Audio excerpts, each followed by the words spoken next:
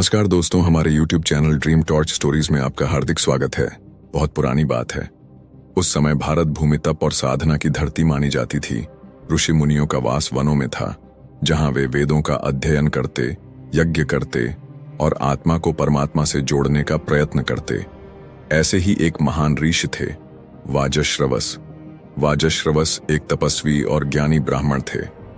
वेदों के ज्ञाता और यज्ञों के अनुष्ठान करता थे। उनके पुत्र थे नचिकेता। नचिकेता कोई साधारण बालक नहीं था। वह बचपन से ही अत्यंत बुद्धिमान, जिज्ञासु और सत्यप्रिय था।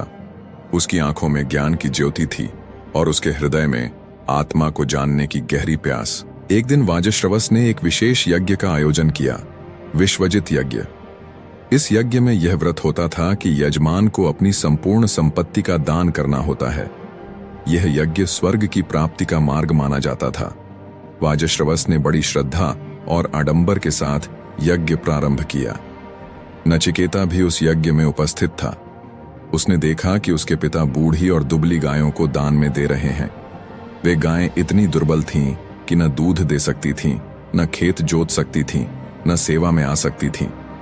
नचिकेता को यह बात चुभ गई। वह सोचने लगा, क्या यह दान योग्य है?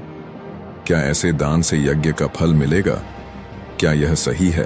उसने अपने पिता से पूछा, पिताश्री, आप सब कुछ दान कर रहे हैं, तो मुझे किसे दान करेंगे? वाजश्रवस ने पहले तो उसे अनसुना किया, लेकिन जब नचिकेता ने बार बार वही प्रश्न दोहराया तो क्रोधित होकर बोले, तुझे मृत्यु को दे दूंगा। ये शब्द क्रोध में कहे गए थे, लेकिन नचिकेता के लिए वे सत्य बन गए। वह सोचने लगा, यदि पिताजी ने मुझे मृत्यु को दे दिया है तो मुझे मृत्यु के पास जाना चाहिए। सत्य की रक्षा करना मेरा धर्म है। नचिकेता ने अपने पिता को प्रणाम किया और अकेले ही मृत्यु लोक की ओर निकल पड़ा। वह यमलोक पहुंचा, वहां जहां मृत्यु के देवता यमराज निवास करते थे।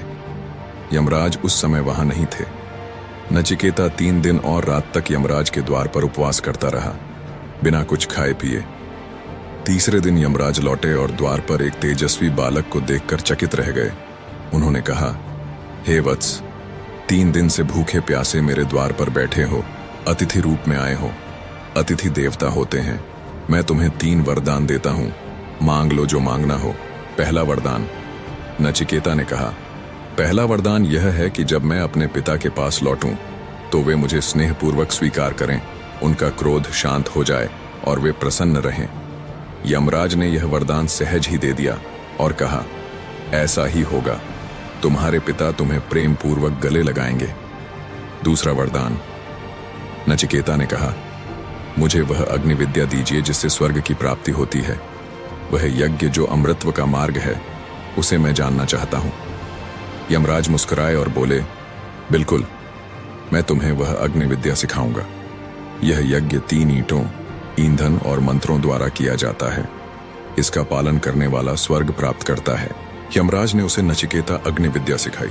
नचिकेता ने उसे आत्मसात किया। यमराज ने आशीर्वाद दिया कि यह यज्ञ आज से नचिकेता यज्ञ के नाम से जाना जाएगा। तीसरा वरदान। अब नचिकेता ने तीसरा और सबसे गूढ़ वरदान मांगा। हे यमराज, मृत्यु के बाद क्या होता है? कुछ लोग कहते हैं आत्मा रहती है, कुछ कहते हैं नहीं। आप मृत्यु के स्वामी हैं।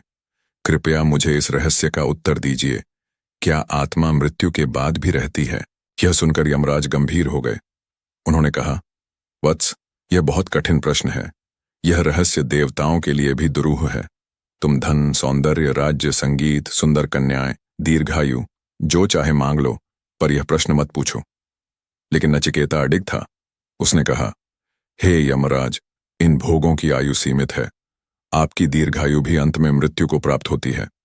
मैं सत्य जानना चाहता हूं, वह सत्य जो आत्मा के विषय में है।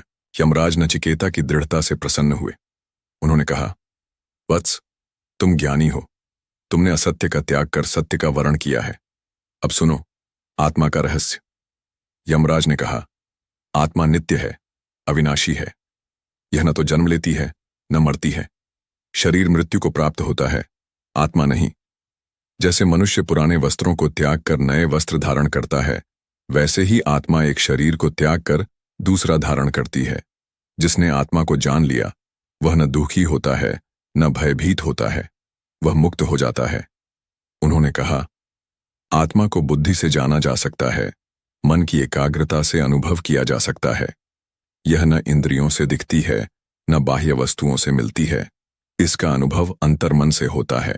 नचिकेता ध्यानमग्न होकर आत्मा के इस रहस्य को सुनता रहा। उसके अंतःकरण में प्रकाश फैल गया। वह जान गया, मैं शरीर नहीं हूं, मैं आत्मा हूं, सत, चित, आनंद। ज्ञान प्राप्त करने के बाद यमराज ने कहा, वत्स, अब तुम अपने पिता के पास लौट जाओ। तुम्हारा जीवन धन्य है, तुमने मृत्यु से अमृता का मार्ग सीखा है। नचिकेता अपने पिता के पास लौटा। वाजश्रवस ने अपने पुत्र को जीवित देखकर हर्ष और आश्चर्य से भर गए। उन्होंने नचिकेता को गले लगाया। अब वे जान चुके थे कि उनका पुत्र साधारण नहीं है, वह एक महाज्ञानी है जिसने स्वयं मृत्यु से जीवन का सत्य जाना है। नचिकेता की यह कथा आज भी कठोपनिषद में संकलित है। यह केवल एक धार्मिक कथा नहीं है, बल्कि जीवन का एक अद्भुत दर्शन है। यह हमें सिखाती है, सत्य की खोज में जिज्ञासा और दृढ़ता आवश्यक है। भौतिक सुख क्षणिक हैं, आत्मा का सुख शाश्वत है। मृत्यु कोई अंत नहीं, बल्कि एक नवजीवन का आरंभ है। आत्मा का ज्ञान ही मुक्ति है। नचिकेता हमें यह संदेश देता है कि एक बालक भी यदि जिज्ञासु, निडर और सत्यनिष्ठ हो तो वह ईश्वर का साक्षात्कार कर सकता है। दोस्तों, हमारी इस कहानी ने अगर आपके दिल को छुआ हो या आपको जरा सा भी प्रेरणा दी हो तो कमेंट में अपनी भावनाएं जरूर साझा करें और ऐसे ही प्रेरणादायक किस्सों के लिए हमारे चैनल को सब्सक्राइब करना ना भूलें। आपका साथ हमारे लिए बहुत मायने रखता है। धन्यवाद।